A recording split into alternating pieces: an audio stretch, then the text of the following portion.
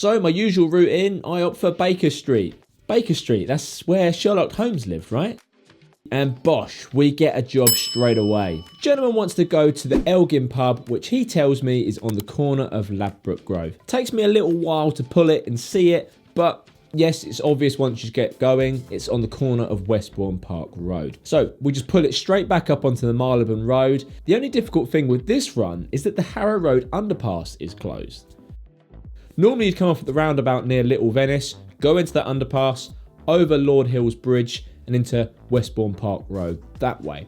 But without this, I'm forced down Bishopsbridge Road. Porchester Road looks reasonably busy, and that's presumably people who are picking up the diversion after the Harrow Road underpass. So I go a little bit further down Westbourne Grove and sadly hit more traffic works. Super annoying, but we managed to get through it in the end.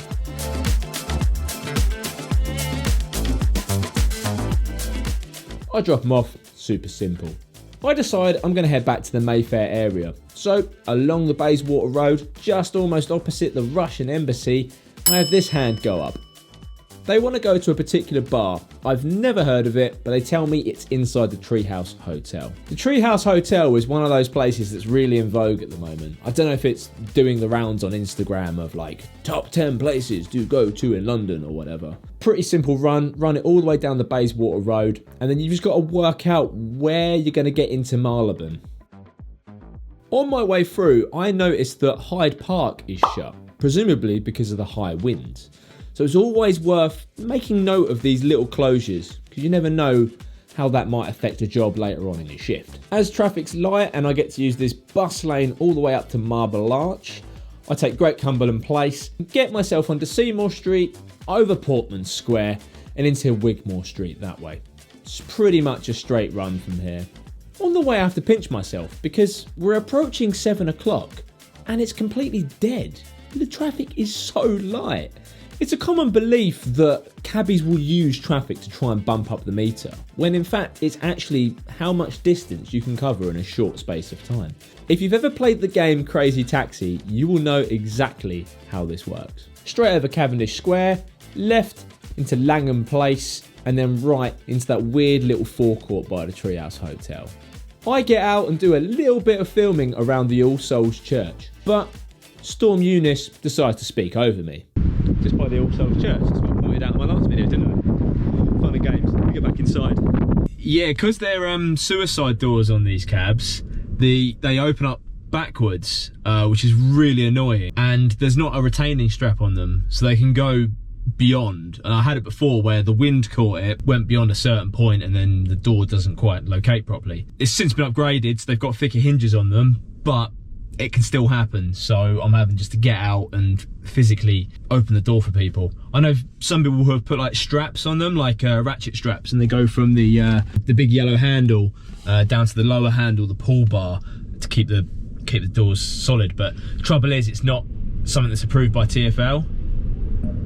Fucking windy here, isn't it? So if you have them in your cab and you get caught, then yeah, you can get a stop notice for them. Like, it's pretty windy out. It's not really affecting my driving too much, but just having to be quite, aware of it. I'm coming a little bit later because I've only just got my cab back. My cab had an intermittent fault with the electrics, basically meaning the cab wouldn't turn on. So that's all been fixed now. A bit of a short evening shift, but we'll stay till about 10. We'll see how it goes. From driving the taxi for a few years, you build up this subtle cues that someone's going to hail you down.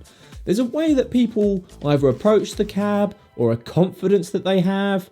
They haven't even got to put their hand up. You can just tell the way that they look at your vehicle, they're going to hail you down. This lady wants to go to Harrods. This is bread and butter stuff in the cab. It's the kind of journey that every cabbie can do blindfolded. It's almost like muscle memory, really. On the way down Regent Street, I observe the timings of the traffic lights. In this case, I see the lights turn red, so I take the right into Hanover Street. And just like last time, we learnt why it's called Regent Street. Hanover, because the Prince Regent was from the House of Hanover.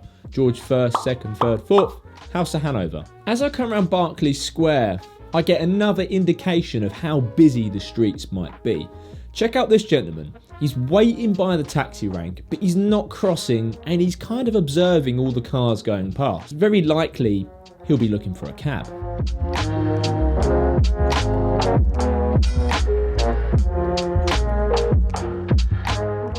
Now what I do here is a bit of a no-no. Taxi ranks are exclusively for picking people up. So by me dropping someone in the rank, that might prohibit another taxi driver from getting on that rank. I've already observed that around me there is hardly any cabs. We can clearly see there are bundles of people waiting to get in taxis. So I just ensure that I drop at the back of the rank to allow any passing cab driver to get on in front of me. In some ways, we are competing against one another, but we all work in the same town. So we all have to share the work. If I nick a job off another driver, that's then that driver's income. Just treat them all as your brothers and sisters because we are one giant family at the end of the day. I pick up these Americans who are in town for the weekend.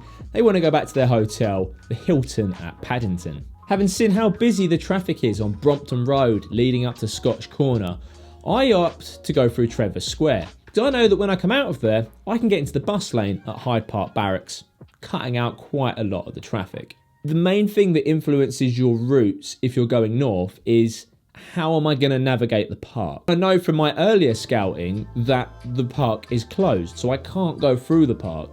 Therefore, I have to go east.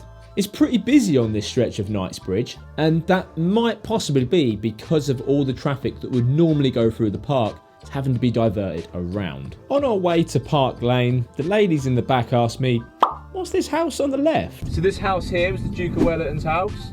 The Duke of Wellington was our greatest military leader. He helped overthrow Napoleon in the Napoleonic Wars in the 19th century, along with Lord Admiral Nelson, who's the man on top of Trafalgar Square. I am still astounded with the traffic. It's Friday night, and I've not seen Park Lane this clear since the 2020 lockdown. We do the Hyde Park Street shuffle, go past the Monkey Puzzle, down Sussex Gardens, bosh, Praed Street, into the forecourt at Paddington. Yeah, it's a nice forecourt. It's not my favourite, and the speed bumps are a little bit too heavy. We drop them off, sorted. I opt for Paddington Station. We get there via Eastbourne Terrace, the Crossrail entrance. All looks rather fancy, doesn't it? There's not a lot of cabs, but there's also not a lot of punters. A lot of trains might have been cancelled because of this Storm Eunice, so there's less people coming into town. Will waiting on that rank be shorter than me driving away and finding a job on the streets? I reckon today I'm going to have more luck on the streets. And yes, it pays off. I get myself to Edgware Road and this lady wants to go to the Harley Street Clinic. Because I'm already part of the way down Edgware Road, I shuffle this one through the Marylebone area. There's no point getting a U-turn and somehow trying to bring it back up onto the Marylebone Road. By the time I've made a U-turn and got onto a quicker road, I might already be halfway through Marylebone at this point. Shuffle around Marylebone High Street, Devonshire Street, right into Harley Street. Bosh, there's your Harley Street Clinic. I'm still feeling pretty confident. Nothing is guaranteed in the cab, but you can use telltale clues and signs. How many other taxi lights have I seen? How light is the traffic? How many people do I see standing by the road hailing other cabs? Don't have to go far. I do a right on New Cavendish Street, and this lady is standing on the pavement looking as though she could cross, but doesn't cross when she gets the opportunity. And going up over there. There we go, bosh, you can see that. There's that sixth sense again. This lady wants to go to Ledbury Road in Notting Hill. She doesn't specify where, but I presume it's going to be one of the restaurants. You've either got Beach Blanket down the bottom end, or there's one up the top end. Can't quite remember, I think it is called the Ledbury Restaurant. I sit through the annoying traffic lights once again. As we approach on Westbourne Grove, I ask her if she has any indication of where she'll be going, and she lets me know that yes, it is the Ledbury Restaurant a bit further up. But I'm just going to pull forward because I'll be blocking the road otherwise, so I'll just go here. I come back down Ledbury Road and I have a little bit of a shimmy in the Westbourne Grove Notting Hill area. I pick up this gent. He wants to go to Blandford Street. This is super weird and it happens a hell of a lot in the cab. Blandford Street is like the next street along from New Cavendish Street. So I've literally got a job to Notting Hill and then I've just got a return job pretty much back to where I was. I just find that so odd that in all of London that you can go from one place to the next and the passenger who gets in goes back to the exact point where you were. Again, knowing the layout of the Blandford Street area, most of the fancy restaurants are towards the Marylebone High Street end. I come in by Claret on Manchester Street. B tells me he wants Comptoir by Marylebone High Street. It's coming up to about 8 o'clock. I start thinking about my dinner options. I like to play a little bit of dinner roulette. I'm not attached to one particular establishment. So on the way, I'm thinking, Baker Street, maybe Chipotle. But then once I drop the guy off, someone jumps straight back into the cab. They want to go to Great Russell Street, just before the British Museum. Now all of a sudden, my roulette wheel spins again. Great Russell Street. I'm near the Russell Square cab hut. I've heard they've started opening in the evenings. Maybe I'll go there for dinner.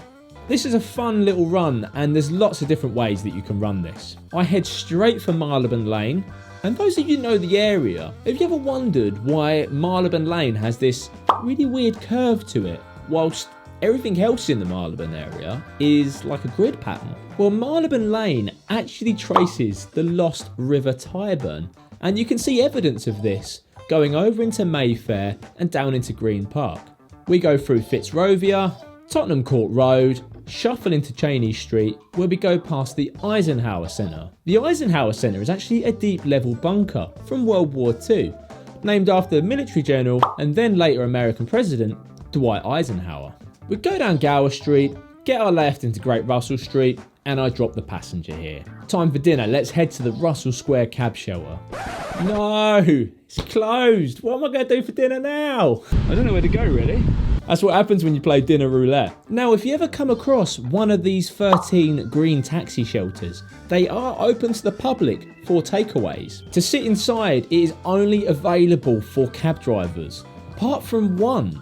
And that is on Chelsea Embankment. They open for members of the public, so you can have the real cabbie experience. Go check that one out. Traffic is super light. I am really surprised. It feels like a Monday, like constant at work. So like all the apps are going mental, that's going mental. So maybe it's just like lack of cab drivers for the amount of people that are in. So I don't know. I don't have to go far. I go past the Fitzroy Kimpton Hotel on Russell Square, where I pick up this family.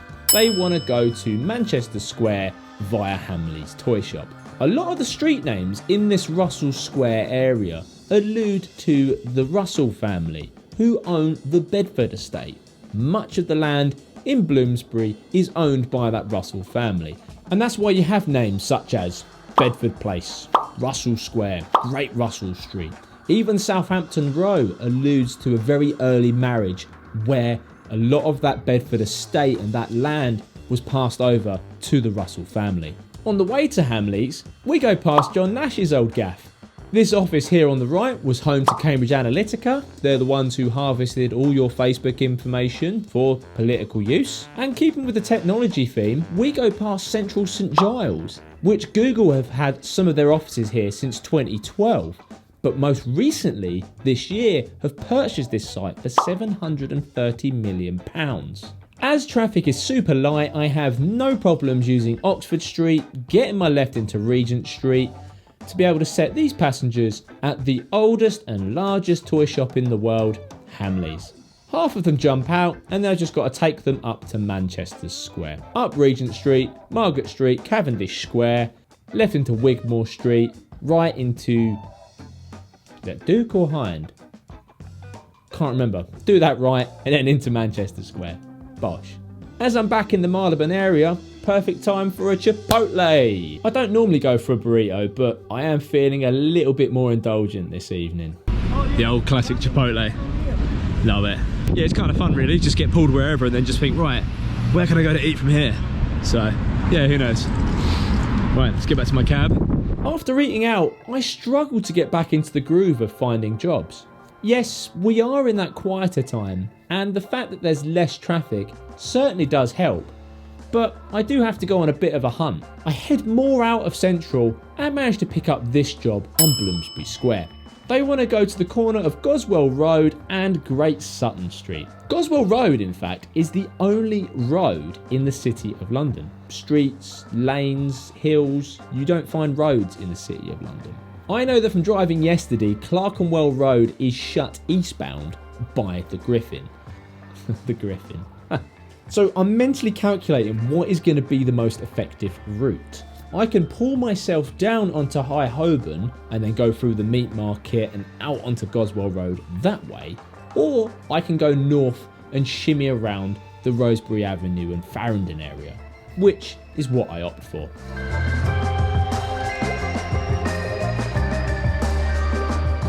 Do a left at the Betsy Trotswood into Ray Street. On the way, we go past the City Pride pub on Farringdon Lane. It even has a City of London coat of arms on the swing sign. Strange, because this is actually in the London Borough of Islington. It's never ever been in the City of London. On the south side of Clerkenwell Road, we have the walls to Charterhouse. It's actually here where King Henry VIII had a shootout with the monks of the monastery when he did his land grab from the Catholic Church. Turn left into Goswell Road, and the passengers even give me a specific stop. They say just by the bus stop. I love it when passengers do this. The worst thing is when people say stop here, and then you obviously have to slow down, you have to react, you have to find a safe place where the doors can open, where you're not going to block traffic. And some people think that you might be trying to put an extra 20p on the meter. I'm not that tight, I just want to stop somewhere safe.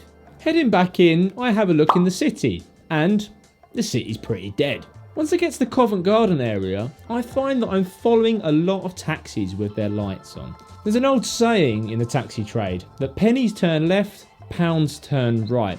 And it's the idea that if you're following a lot of taxis, your best bet is probably to turn off onto a separate street because you're more likely to get the job because you're the only cab. Unfortunately enough, this pays off. I get this hail at the Theatre Royal stage door. I actually got asked this point on my worst ever appearance. These people want to go to the Premier Inn at King's Cross. Now I miss a good opportunity to exit onto the Kingsway by taking Kemble Street.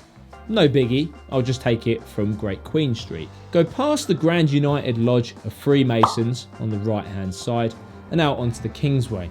Now there's two ways I can run this. I can either go all the way up Kingsway, up to near Euston Station and do a turn round by Churchway. But I find it's always packed with buses and the lights aren't very favourable to get you onto the Euston Road. Or I can do the Bloomsbury Square shuffle, get myself onto Theobald's Road, Clerkenwell Road and take Gray's Inn Road. On the way we go past the Yorkshire Grey pub again. It's called the Yorkshire Grey because that's a particular breed of horse that was used to pull the brewery drays.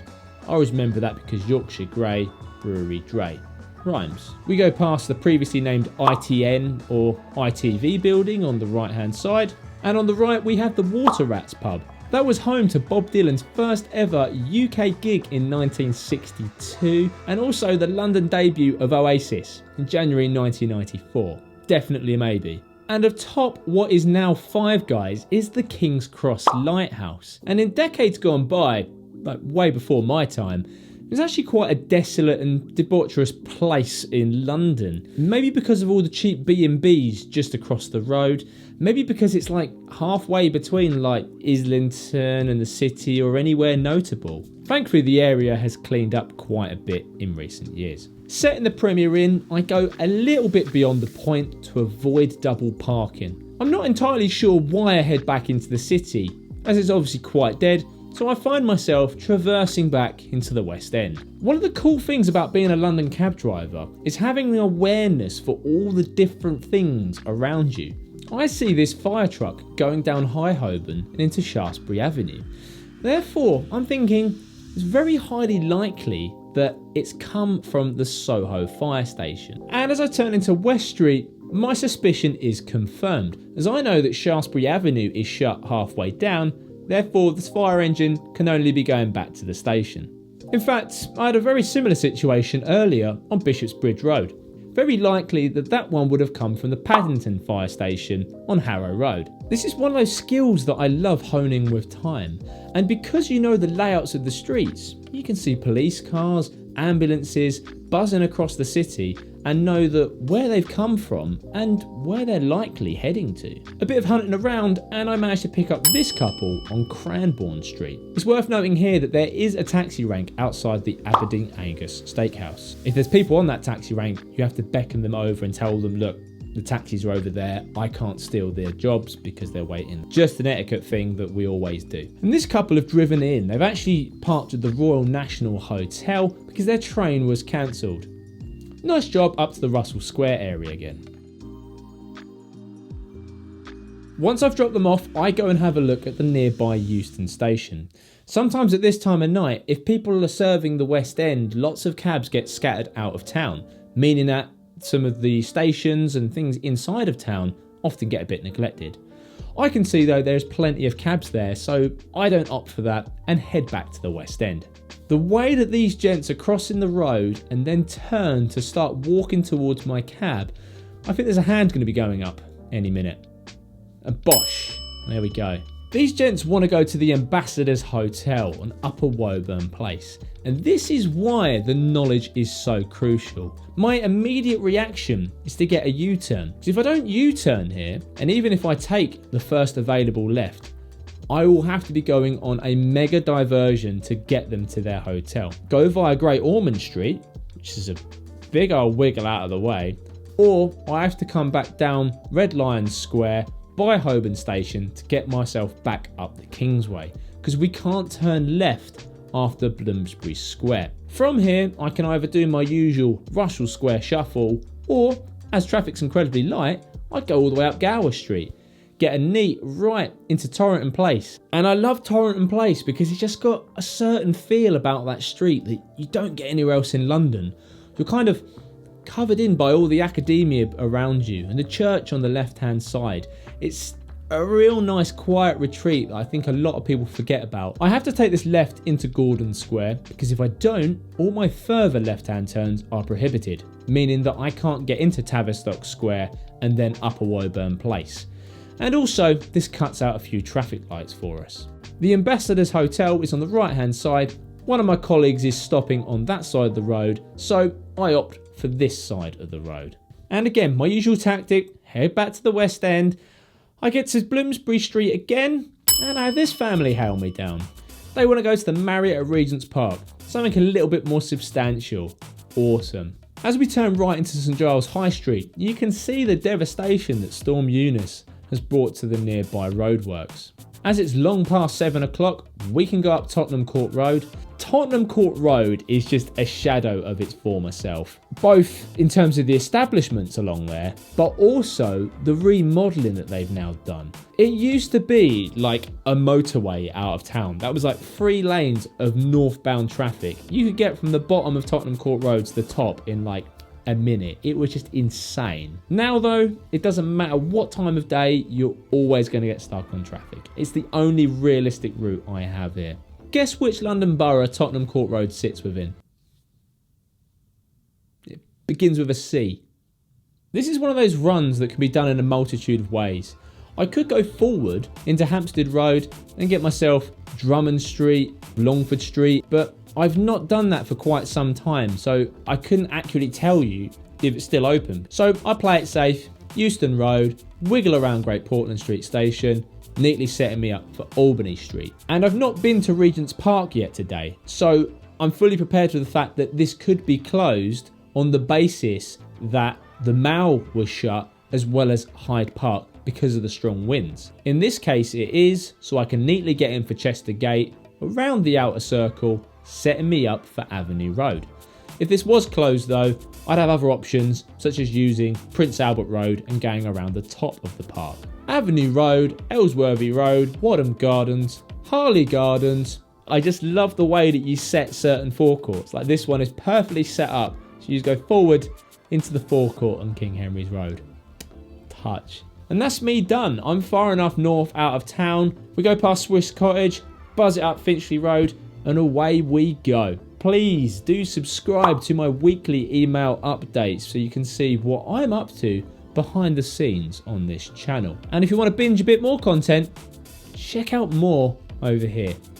See you again soon. Bye bye.